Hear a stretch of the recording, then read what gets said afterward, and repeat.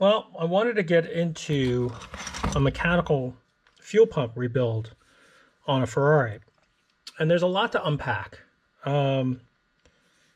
These fuel pumps are very funny because they don't, I don't know why, but there's such a little amount of movement on the push rod that a lot of times if you don't get these things set up correctly, the fuel pump won't work. But there's a couple of other things. I mean, there's a lot of stuff and little traps to put these fuel pumps together. So let me see where I can start. First off, the original seals was this red material, and this red material is, was obviously compatible years ago with fuel, but whatever is in the fuel now makes this stuff just become brittle and hard. So the new replacement seals are made out of Viton, which is supposed to be fuel safe. It's a little bit thicker, so it's supposed to seal a little bit better. But everything is just changed just a little bit in dimension, so those things can affect the way things go together. The other thing is this one's, I don't think I have the original seal, but the original diaphragm, which was also the same red material, is this diaphragm, and they used to be a multi-layer red fiber, and you can kind of see the multi-layers of this thing, but they don't make it like that anymore. They make it like this. So all the parts that are available to us have changed, so you kind of have to know what works and what doesn't work. The other difference is the check valves. The check valves that originally came on these cars are these tiny little brass units with like a little Bakelite seal, and all it does is it goes one way. It's a spring-loaded top, and then what ends up happening is that little Bakelite seal moves up and down as fuel gets pumped. The problem is we have several different rebuild kits that are available. This one, which I got from AW in New Jersey, good supplier, but they sell a rebuild kit that gives you seals, but they're cork gaskets. The top plate is cork, but then what they give you that doesn't really work for me are these aluminum check valves. These check valves are supposed to replace these check valves, and I have never been able to get these things to work. Now, some people say they have gotten them to work and all this other stuff, but I have not been able to get these things to work. And unfortunately, these fuel pump rebuild kits are not inexpensive. These are like I think they're $100, $100 kit or whatever. I think it's something, I forget. I have to look it up.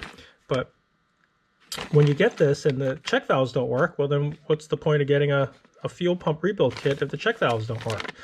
What I have been able to get in the past is a seal kit that is just these little square O-ring type things that will fit in the original seals like that. And they've worked really well because they're made to rebuild this kit. They come with just 4 simple seals, a plate, and this thing along with one of these guys.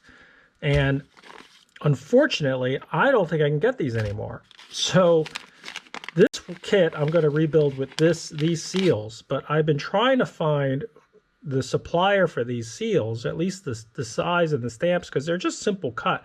I could start manufacturing these myself. I could make a cutter that will cut these out of flat Viton gasket material, because if you really think about it, it's not that difficult to make these. To make this is going to be difficult, but I think I can still get that. But that's another option that I used to have, which I'm going to rebuild this one with it. But then the other option is a seal kit that looks like this, or a rebuild kit. Now this is not cheap. This is even more expensive. And this one comes with the brass seals, the brass check valves, and seals already installed. There's only one problem. These seals are not that great. I kind of don't really not impressed by the way these are put together. I mean, these things the tooling and the machining and the press fit and all that other stuff is not great. It probably works. I'd have to put this whole fuel pump together with these seals and then test it on my test bench to make sure that they work. They come with all the other pieces and parts to rebuild, which again is much more complete than the other kit, but at the same time, it's not cheap. I mean, I think this is, you know, several $100s, you know, a few $100s. So I purchased it to show what it is, but I may not use this piece because this is not really impressed with those check valves.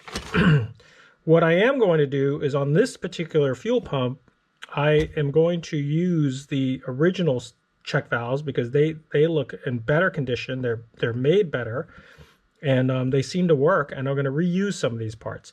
The other pieces that they come with are these plates and fulcrum pins that are in here that ride and allow this whole thing to pivot. The other issue I have sometimes is when I look at the condition of these pieces, they look in pretty good condition. They're not worn out, and the side plates are not wallowed out when you look at these.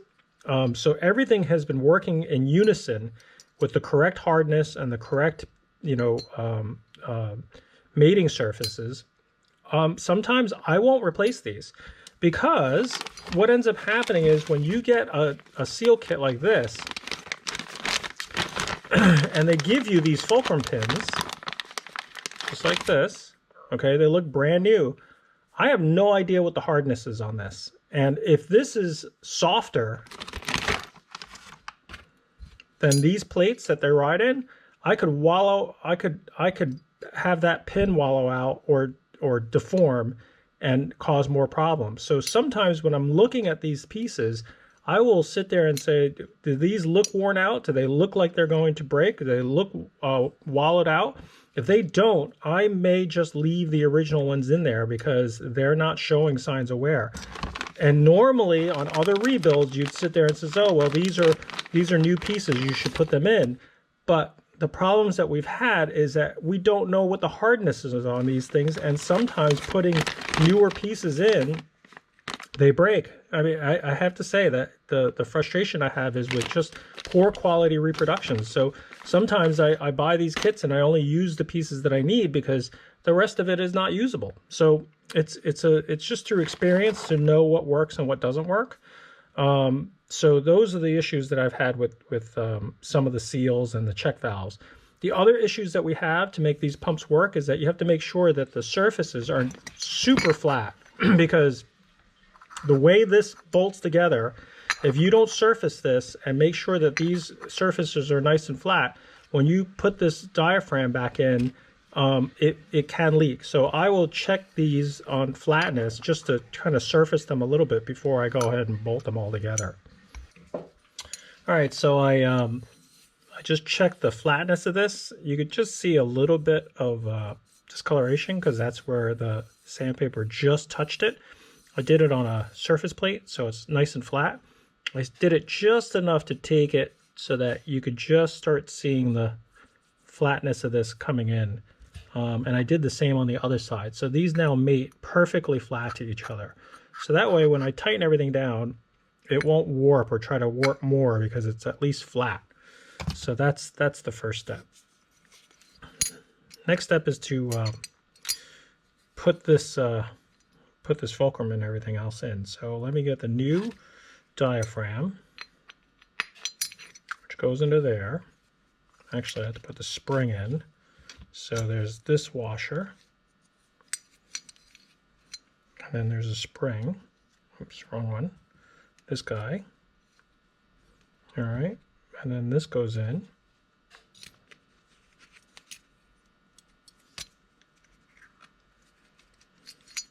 And then what I have to do to compress this, get this in here, sometimes I have to kind of really struggle to get this pin in. Why won't that go in? Something's not right. It's close.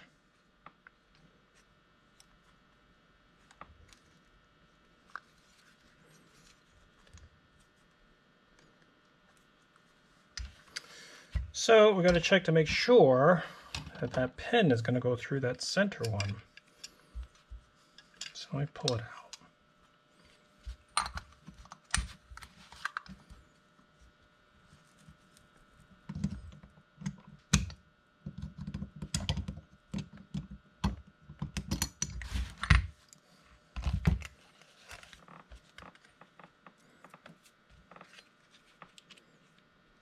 Yeah, see? The pin's not even the right size. That's why I'm not going in. So this is why you have to check everything, because that doesn't allow it to go in. So now I got to ream this out a little bit.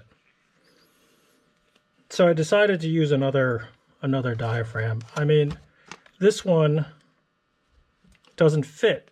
So I'd have to open it up a little bit, and it's distorted on the sides. And so I picked one of the diaphragms out of the better kit, and I think I'm going to try this one. Like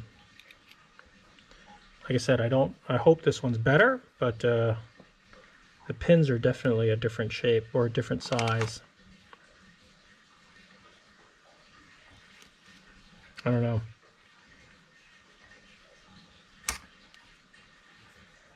We'll give this one a shot. So we'll put this one back in like this, slide it through here.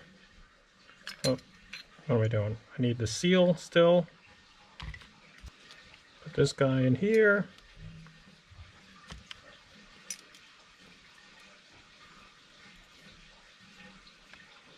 This goes up.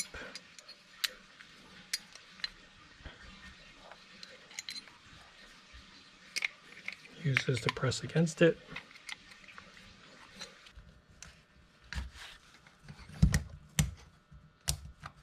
There it goes.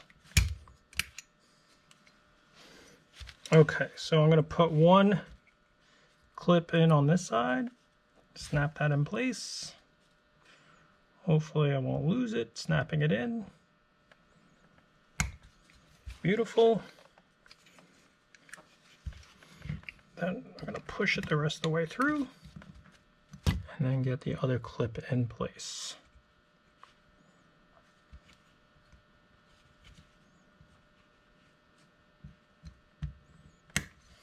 Beautiful. All right, so that's in place there. All right.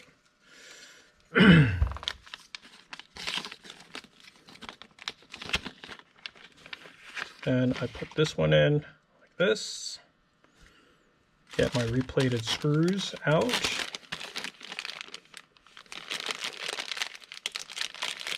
There should be 3 of these.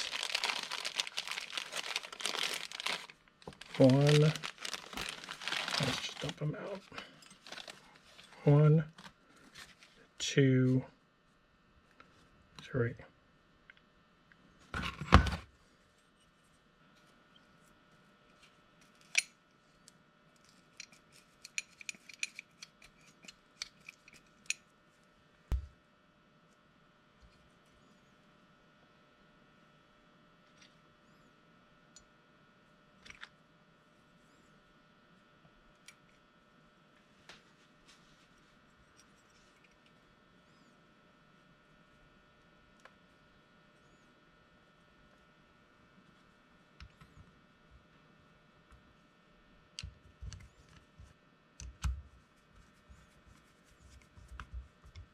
Okay, that's together.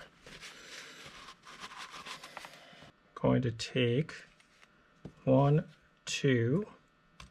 These are the little seals. They go in here like that. That drops into there like that. Where's the other one? This is the big one. This is the little one. So I take this guy. That goes in there. Put this other seal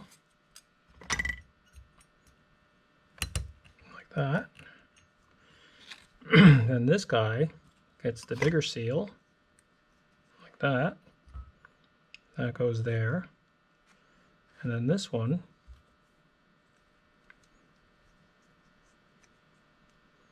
gets that seal, gets the spring, goes in there.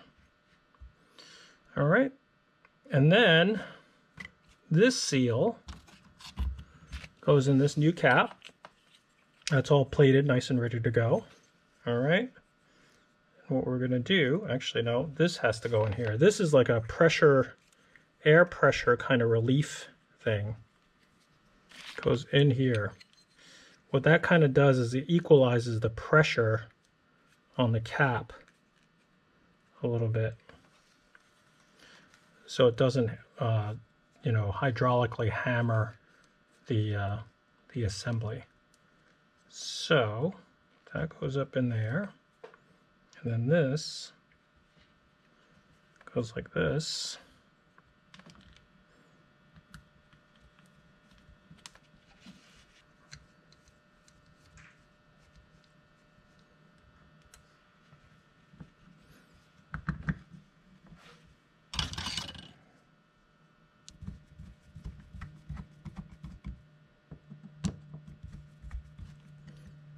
Make sure that these are screwed in and started, because you don't want to strip. You want to make sure that it's all under spring tension. So you want to make sure that these screws are started, because if you only have a couple threads holding it, it could easily strip the alloy body of the pump. So you want to make sure that these are well started before you release the pressure of the spring tension. Okay, so a common leak is often through that seal at the top. When these things start to expand and contract, I'm not going to tighten it all the way down yet, because I'm going to run some fuel in it and let some of these gaskets swell up a little bit with fuel before I squish it all the way down. But that's basically it. The other little tech tip is that when you look at the triangle of the top, the fuel travels in this direction. When this says E and U, that's Italian for in and out. So, but what I also know is that when I look at the pump, the fuel travels in the direction of the shape of this top plate. So that's the easy way to remember. What I am going to do is I'm going to save this till I check the mount of it on the engine, because sometimes this pump gets cocked a certain way, the way the fuel lines are hooked up. So I don't want to screw these in until I get that orientation correct. I'm going to put that on the car. And the other thing I'm going to do is I'm going to check the pump action on this, because, all right, the one thing I forgot to do is put these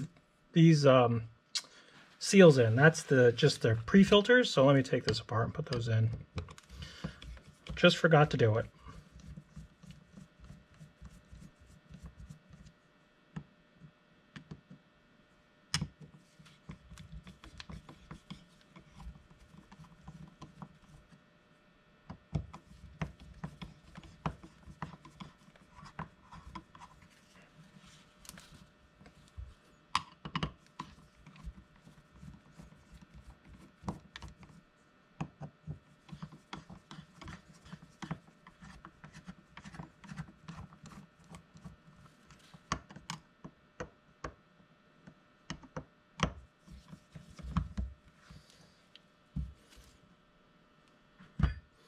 These go right here.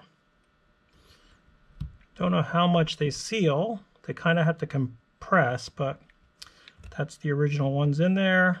Should do some kind of sealing there. Let me just make sure that this is seated at the bottom.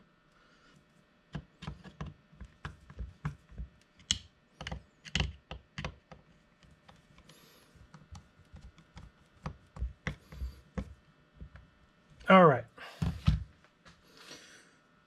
That looks pretty good. And then the rest of it, I just got to put together when I get it to the car. So I'm going to put these together. I'll take this to the shop, and then we'll do it the rest of the way when I check the fit of it on the engine. And we'll go from there. Well, I have my fuel pump test rig set up. It's kind of a Frankenstein little piece, but it was just done with scrap metal that was laying around the shop several years ago, and I've never changed it because it just works. But anyway, so what I did was I mounted my fuel pump onto this test rig, and the way it works is this little mild steel bolt touches the push rod on the inside of this fuel pump. And I have it set up so it has a stop. So I can actually just give it that little bit. If you look closely, it doesn't really move much. I mean, right there is where it touches, and then that's all it travels. So it really only travels about a couple millimeters, because the normal fuel pump push is about 3 millimeters. Not a lot of movement. So what I do is I set this up so that it really only pumps as much as the engine. I mean, I can actually do a lot more if I take this stop out and back this out, but then it's not a real world test. And what I have right now is I have these vinyl hoses that are basically run down to a jug of fuel. So it's usually better than this. Like, I can see right now there's a little bit of drain back here, but I haven't filled the pump up with fuel yet. Right now what's happening is that there's any air, it's leaking back. But if you look, as I pump, it's actually pulling up. So that's a good sign. So what I'm going to do is, if you watch, it draws quite a bit of suction. It'll pull it all the way up. And that's just the air that's inside the pump. So it's coming. I'll come out here. And it should eventually fill, hopefully, without pulling too much vacuum inside the air of the. But I'm going to keep pumping.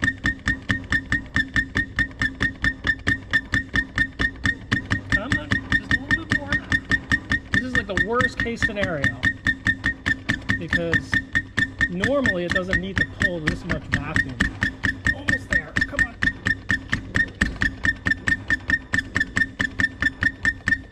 Once that diaphragm fills with fuel, it should pump a little bit more efficiently. I just got a little bit of fuel inside of here, and now you can see it's pumping out the other side without much effort. And it's basically draining back into the fuel tank. But that's what I'm kind of looking for.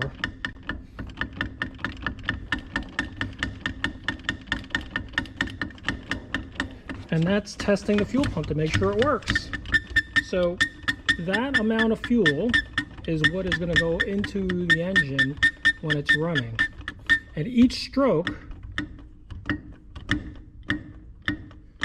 is probably, I think, at least 1 or 2 times an engine revolution. So this thing's running pretty quickly at idle. I mean, if you think about it, that's probably at least 500 strokes per minute.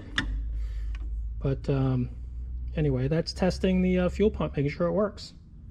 So I'm about ready to put this back in the car, but it looks like it's working with just that little bit of movement. And that's the way it's supposed to work, is just supposed to have a couple millimeters of movement, and it should be able to pump fuel like that. Okay, so I have a dial indicator set up at the push rod of the fuel pump, mechanical fuel pump, and I have it set to 0, and I'm going to turn the engine over, and you're going to see how much this push rod moves to operate the fuel pump. See if I could do this without bumping anything out of the way so you can't see, but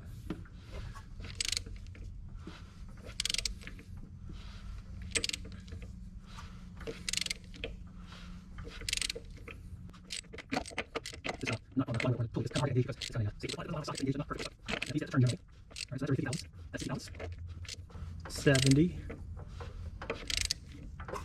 $80,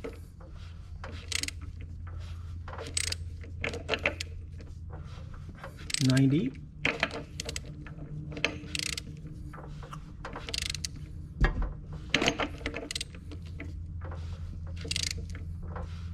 all right, that's almost there, almost a full 100 thousandths, and it's going to start turning around, because watch, as I go, it's going to start backing up again. Now let me just make sure that this is completely bottomed out. Yep. Okay, so it's starting to move back the other way. So that just basically shows you that there's about 92 thousandths. So if you translate that, 2.2 millimeters. So that's all the movement that I have on this. So the reason why they have this little Bakelite spacer is that you put this in there, and then you basically machine this down so that you just get just enough end play. So in other words, this Bakelite spacer allows the fuel pump to take the backlash out of that, so you get the full 2.2 millimeters. So like I said earlier, it was 3 millimeters. It was actually 2.2 on this push rod. That's all the stroke you get on this fuel pump. So I'm going to need to set that up and make sure that I have the full movement here with the fuel pump installed. So I'm going to get working on that. So I'm about ready to put this back in the car, but it looks like it's working with just that little bit of movement, and that's the way it's supposed to work. Is just supposed to have a couple millimeters of movement, and it should be able to pump fuel like that. So this fuel pump's ready to go back in the car.